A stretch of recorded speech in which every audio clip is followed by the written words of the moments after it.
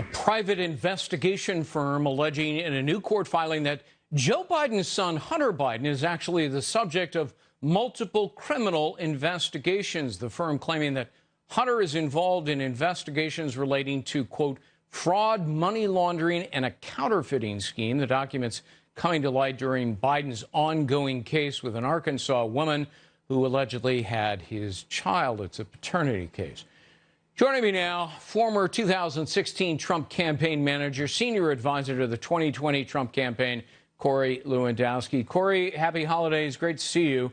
Great to see you, Greg. To what extent are, Hunter Biden's escapades and, suspicions of corrupt acts going to really damage Joe Biden's chances of being elected president?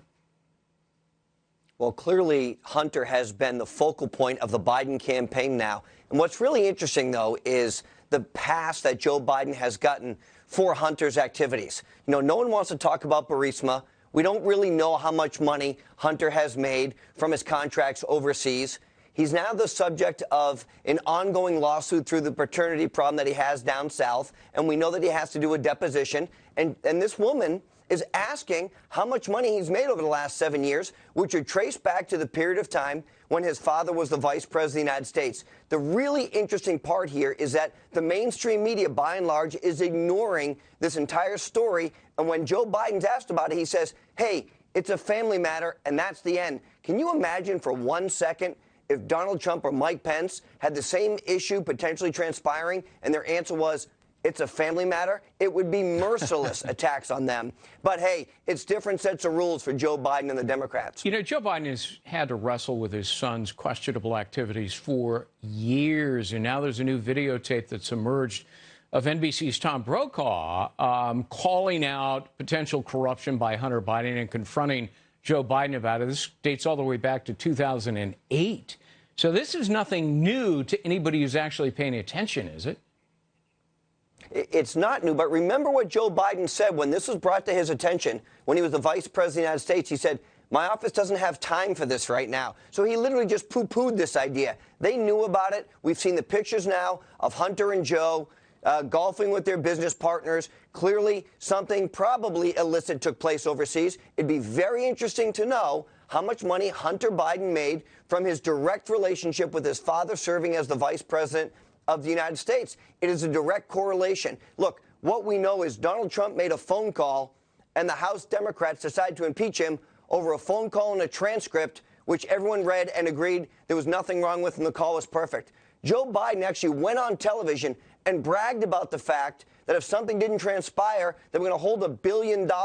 And hey, that's okay because it's Uncle Joe. It's Crazy Joe. It's whatever you want to call him, but it's a different set of rules. Joe Biden's worst days are still in front of him. I'm not convinced he's going to be the Democratic nominee. His son is an albatross around his neck right now. And it's really too bad because you want to keep your family separate when you're in public life. But Hunter has clearly profiteered so much from his father's job as the vice president that the American people have a right to know exactly how much money he's made.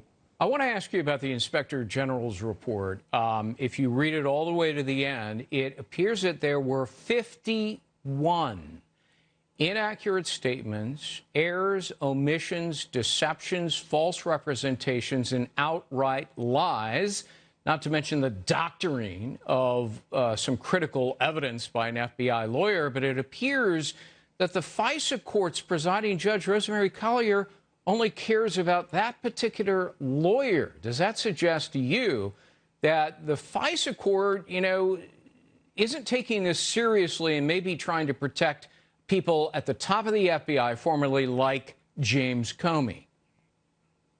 Well, James Comey and Andy McCabe and Peter Strzok and Lisa Page, we clearly know that they had a vendetta and an agenda to stop Donald Trump from getting elected and then have him removed once he was elected. The fact that they lied on their FISA application, which we now know, and Greg, you remember this, the first FISA application that the FBI submitted to the court was actually denied because it was so poorly done.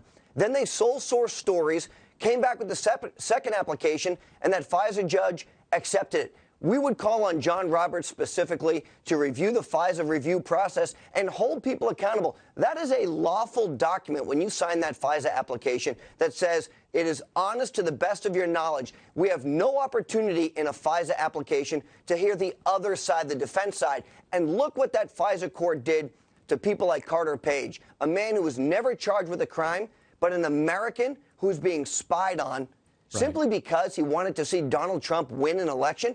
We're better than that, and people should be held accountable for that. Well, Collier's reaction to this is outrageous. It's an abdication of judicial duty. Her response needs to be, oh, kumbaya, let us know how you're going to fix the problems. Instead of holding people in contempt during a show cause hearing, people like Comey, McCabe, even Rod Rosenstein, all of whom signed off on these applications with faulty evidence. It's truly despicable conduct.